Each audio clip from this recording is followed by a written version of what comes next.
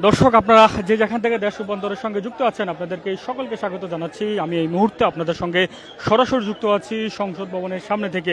এখানে কিছুক্ষণ আগে পর্যন্ত যারা শিক্ষামন্ত্রীর পদত্যাগের দাবিতে আন্দোলন করে আসছিল শিক্ষার্থীরা, তাদেরকে কিছুক্ষণ আগে মূলত হচ্ছে পুলিশ ছত্রভঙ্গ করে দেয় এবং তারা এখান থেকে কিন্তু প্রায় অনেক শিক্ষার্থী ছত্রভঙ্গ করার পর এখান থেকে চলে যায়। তবে বেশ কয়েকজন শিক্ষার্থী আবারও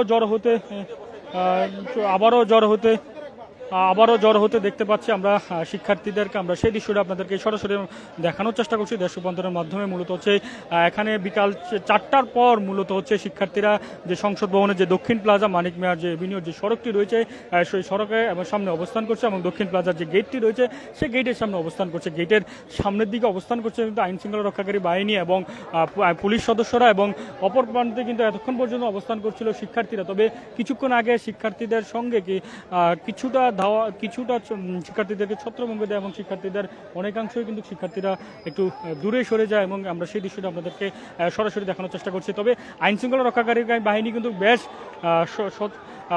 বেশ তৎপর রয়েছে। আমরা সেই দৃশ্যটি আমরা শুরু থেকে এখানে দেখতে পেয়েছি।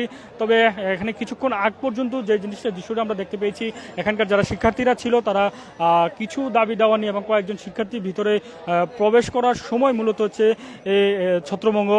ছত্রভঙ্গ করে দেয় আইন শৃঙ্খলা রক্ষাকারী বাহিনী। সেই দৃশ্যটি আমরা আপনাদেরকে সরাসরি দেখানোর চেষ্টা করছিলাম দেশ রূপান্তরের মাধ্যমে। দর্শক, আপনারা জানেন যে চলমান এইচএসসি পরীক্ষার যে সংকটের কারণে মূলত হচ্ছে শিক্ষামন্ত্রী এহসানুল হক মিলনের পদত্যাগ দাবি করছেন 2026-এর এইচএসসি যারা পরীক্ষার্থীরা, তারা মূলত হচ্ছে দাবি করছেন। এছাড়াও তারা বেশ কিছু অসঙ্গতি সামনে এনেছেন। তারা কয়েকটি দাবি দিয়েছেন, মূলত হচ্ছে 3টি দাবি নিয়ে মূলত ঢাকা শহরের আজ সকাল 11টা থেকে আমরা ঢাকা শহরের বিভিন্ন পয়েন্টে আমরা মূলত হচ্ছে আন্দোলন করতে দেখতে পেয়েছি শিক্ষার্থীদের। এরই অংশ হিসাবে আমরা ঢাকা সায়েন্স ল্যাবের যে মোড় রয়েছে সেই সায়েন্স ল্যাবের মোড়ে আন্দোলন করতে দেখতে পেয়েছি শিক্ষার্থীদের। তারপর আমরা ঢাকা বিশ্ববিদ্যালয়ের বিসি চত্বর পর্যন্ত আমরা দেখতে পেয়েছি। তারপর উত্তর আমরা শিক্ষার্থীদের আন্দোলন করতে দেখতে পেয়েছি। এছাড়াও বাংলাদেশের বেশ কয়েকটি এলাকায় বা কয়েকটি জেলাতেও মূলত হচ্ছে শিক্ষার্থীরা আন্দোলন করেছে। আমরা তেমনটি খবর কিন্তু গণমাধ্যমের সাহায্যে আমরা জানতে পেরেছি।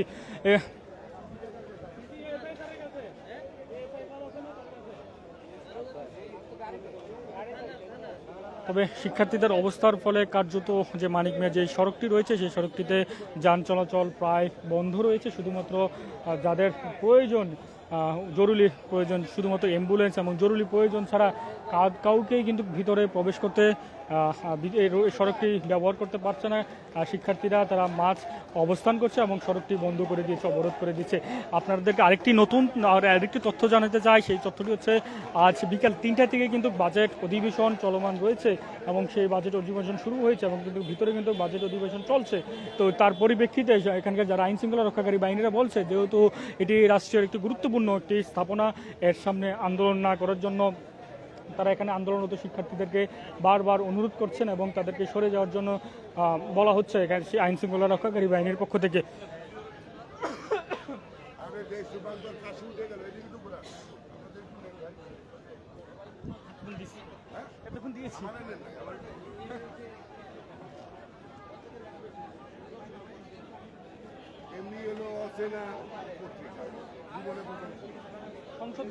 সংসদ ভবনের যে মানিক মেয়ার যে গেটটি রয়েছে, গেটের সামনে মূলত হচ্ছে অবস্থান করছে আইন শৃঙ্খলা রক্ষাকারী বাহিনীর সদস্যরা এবং পুলিশে অবস্থান করছে এবং এর মাঝখানে মূলত হচ্ছে শিক্ষার্থীদের কিছু অংশ শিক্ষার্থী এখানে অবস্থান করছে আপনাদেরকে।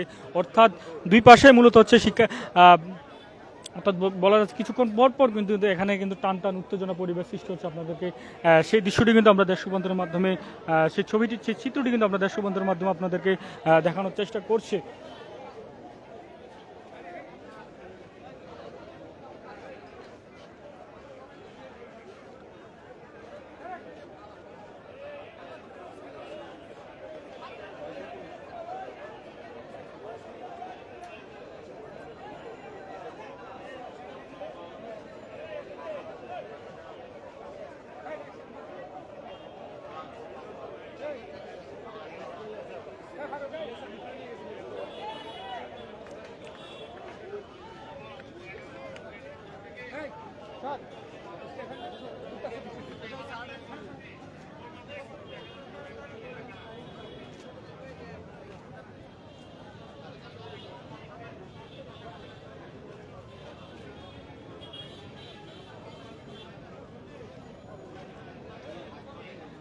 দর্শক, আমার কাছে সর্বশেষ তথ্য ছিল সংসদ ভবনের সামনে থেকে।